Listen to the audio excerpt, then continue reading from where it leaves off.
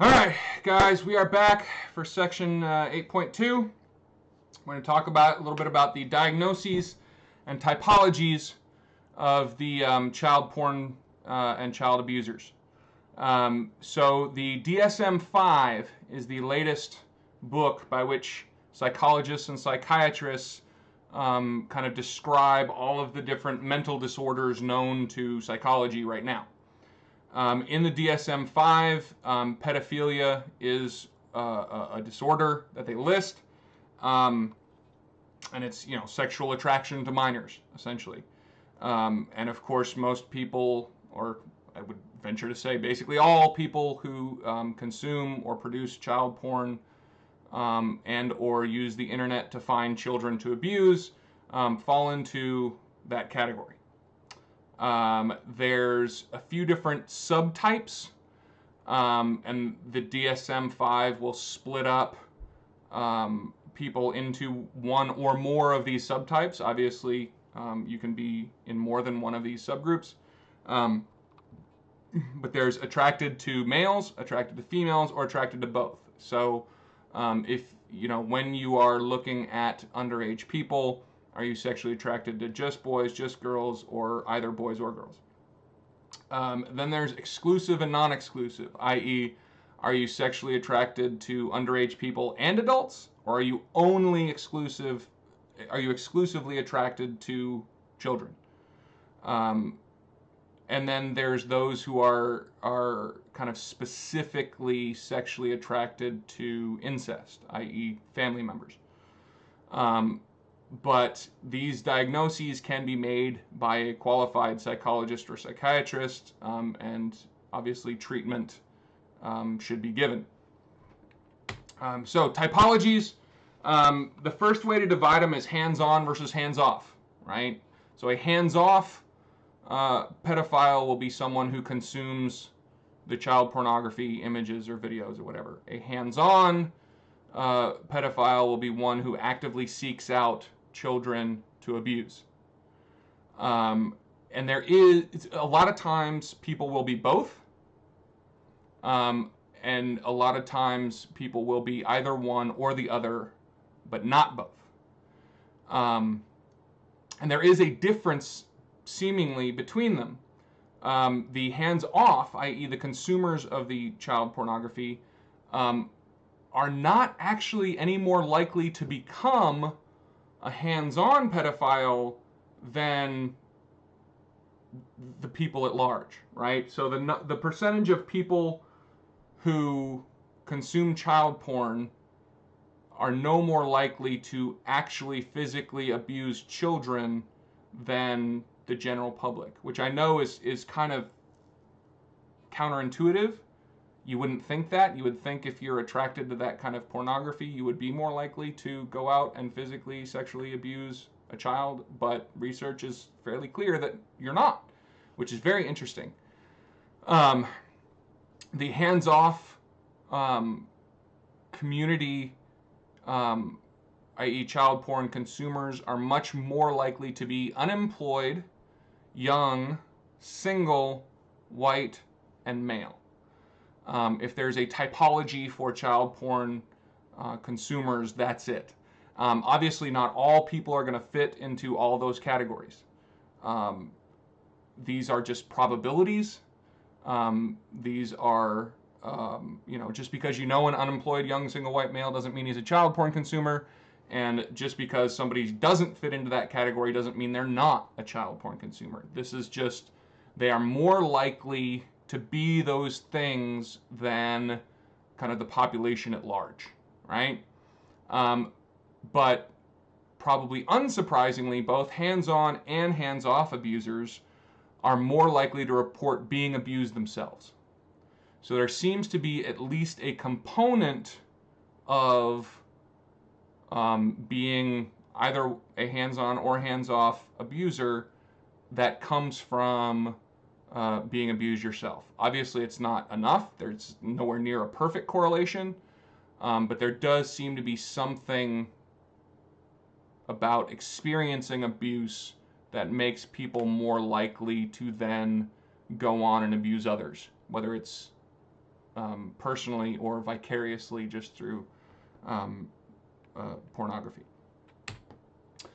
So in 1997, this guy named Durkin, he was a researcher, and he came up with, he kind of categorized child porn or child molestation pedophiles into 4 categories.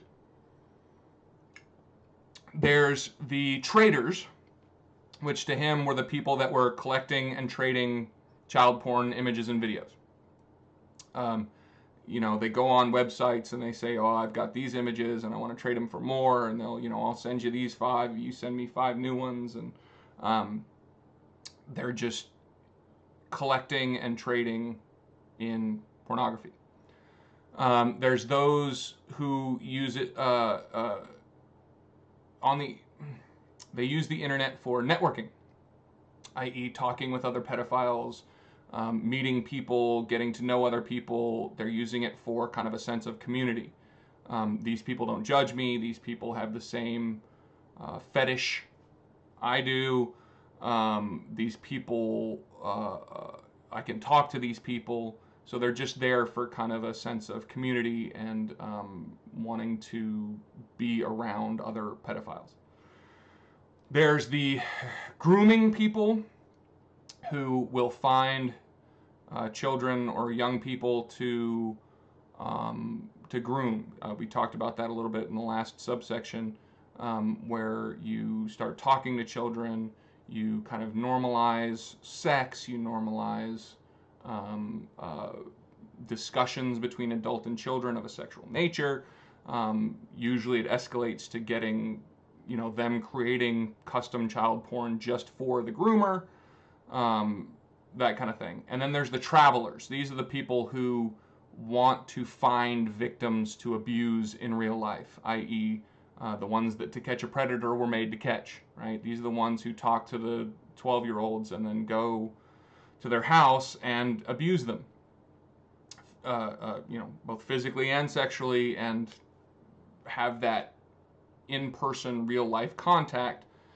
But it starts on the internet. So all 4 of these groups kind of start, or in some cases stay, on the internet, on computers, on digital communications of some type.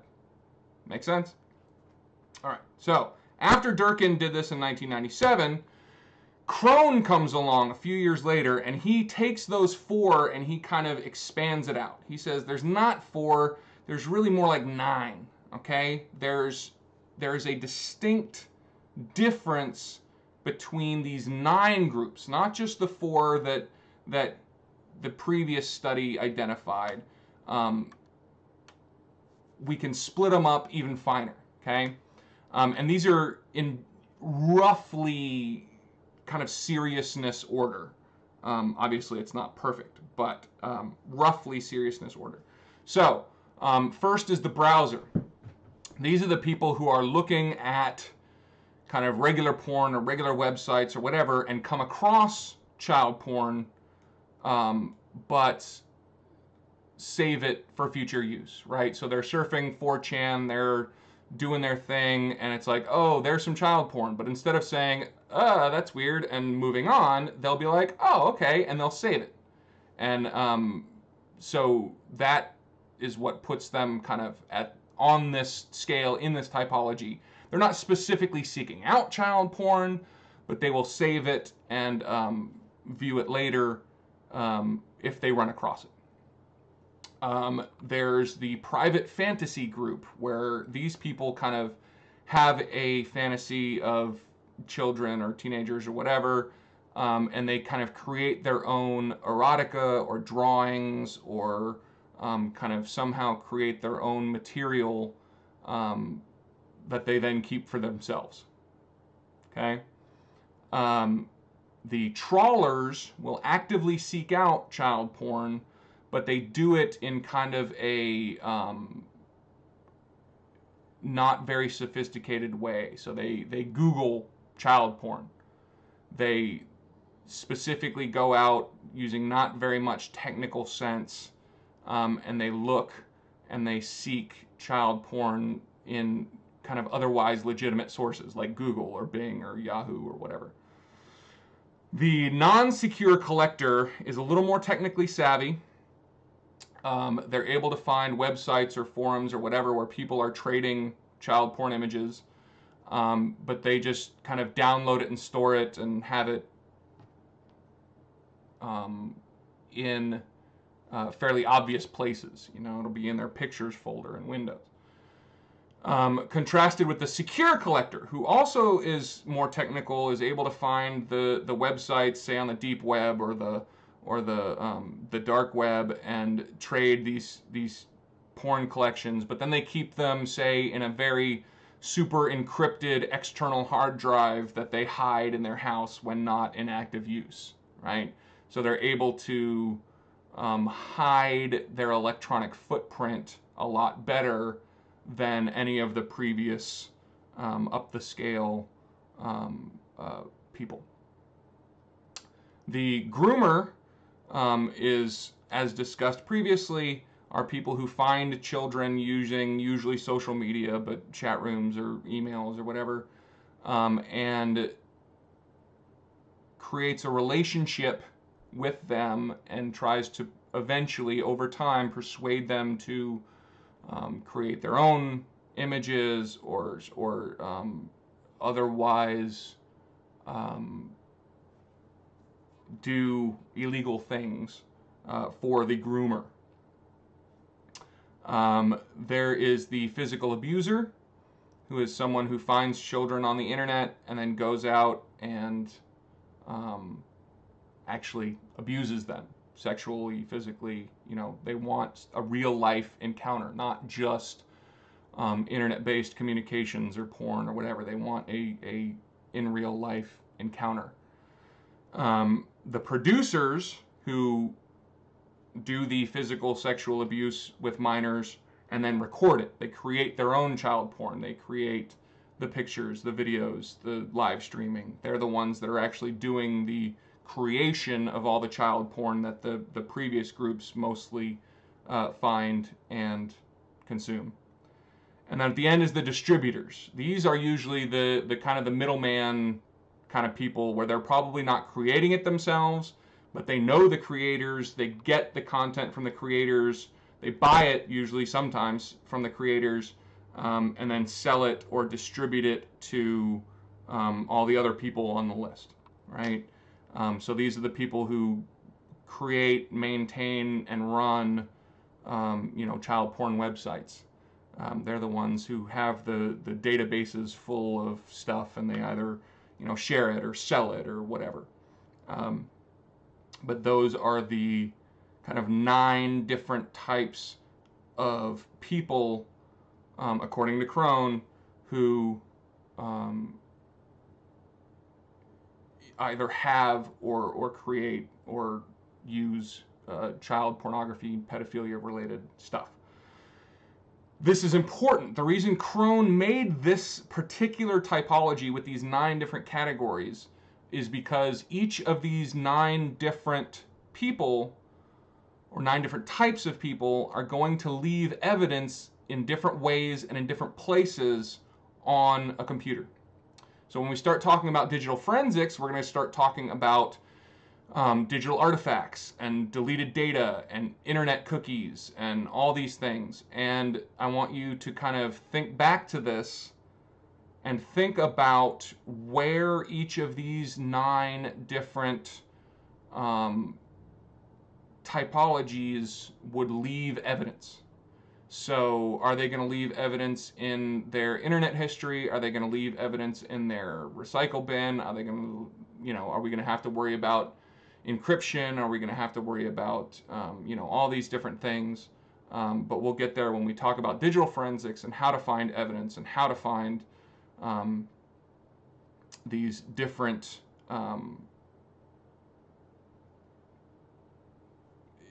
the evidence that we can use to put these people in prison. But I have talked to some digital forensics professionals, and they say basically, everybody tries to use the excuse when they're caught with child porn. Everybody tries to use the excuse, that was an accident. I didn't mean to download that. It was, it just appeared on my computer. I was trying to download legitimate porn and it was mixed in with the rest or whatever. And they said that when they do digital forensics examinations of computers and find child porn, they really, really do fall into two different categories. In the first category are the people who have one, maybe two child porn images amongst other porn. Those people, when they say, oh, that was an accident, are probably telling the truth. They were legitimately looking for normal, everyday, legal pornography, and some child porn accidentally got slipped in. But they will have very, very, very, very, very few child porn images, like maybe one, maybe two. The other type of person who has child porn has hundreds or thousands, just many, many, many, many, many, many images and videos and stuff. Those people, when they say, oh, it was an accident, are lying. There is no way that you would get that many, especially when they're like organized in different categories and different, file types and, those people are lying. They were specifically seeking out child porn. But they said, very interestingly, there's nobody ever in the middle. There's very, very rarely, if ever, people who fall between those two, who have kind of some child porn, not a huge amount, but not one or two images. They say they've never encountered that. It's either like 1, 2 kind of single digits, very, very small amount, or gazillions, hundreds, thousands of images and videos and stuff, and there's nothing in between. So it's a good thing for us as digital forensics people, as law enforcement, as security people, whatever you are going to end up being, that the vast majority of criminals are stupid. And that applies to child porn and child abusers as well. The vast majority of them are stupid. And they leave the evidence right out for you to find. And it's very, very easy to figure out who the bad guy is, exactly what they've done, and then find that evidence, collect that evidence, and show that evidence to a jury and get them locked up for a very long time. So that is the end of our child porn chapter. Thank you for making it through that with me. That was not easy for me to make. I'm sure it wasn't easy for you to watch. But we will move on to the next subject. So see you then.